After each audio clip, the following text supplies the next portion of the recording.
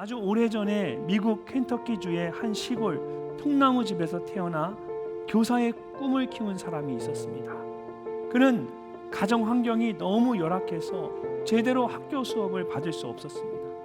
하지만 포기하지 않고 독학으로 열심히 공부해서 마침내 교사가 되었습니다. 근데 어려서부터 허약한 체질을 지녔던 그는 건강상의 문제로 결국 그 교사직을 그만두게 되었습니다. 하지만 27살이 되던 해에 부흥회에 참석을 해서 큰 은혜를 받고 새롭게 복음을 전하는 목사의 꿈을 꾸게 되었습니다. 드디어 10년간 공부를 해서 신학을 공부하고 36살에 그는 감리교 목회자가 되었습니다. 그런데 건강 문제가 다시 그의 발목을 붙잡았습니다. 목회자가 되고 1년 만에 목회를 포기할 수밖에 없었습니다. 그리고 생계를 위해서 어쩔 수 없이 정기적으로 일하지 않아도 되는 보험 설계사라는 직업을 갖게 되었습니다.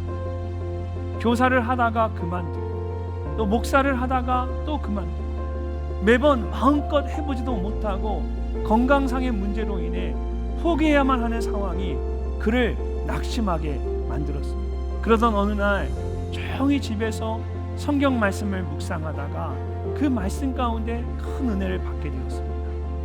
여호와의 인자와 긍휼이 무궁하시며 우리가 진멸되지 아니함이니이다. 이것들이 아침마다 새로우니 주의 성실하심이 크시도소이다. 비록 건강이 여의치 못해 교사도 그만두고 목회도 그만두었지만 보험 설계사로 건강을 유지하며 가족과 함께 살고 있는 것이 하나님의 은혜임을 깨닫게 되었습니다.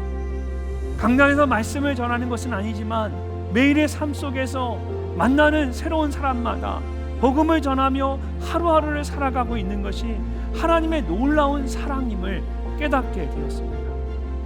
하나님의 사랑이 그의 마음을 가득 채운 겁니다. 하나님께서 언제나 변함없이 여러분을 사랑하십니다. 얼마나 귀한 은혜입니까? 사람들은 대부분 눈에 보이는 외부의 환경이 문제라고 생각합니다. 그러나 정말 중요한 것은 나의 마음입니다. 나의 마음이 하나님의 사랑으로 가득 채워지면 어떤 어려운 환경 속에서도 세상이 나를 흔들고 요동케 할지라도 그 힘든 가운데서도 마음의 평안을 찾을 수가 있습니다. 굳건하게 설 수가 있습니다.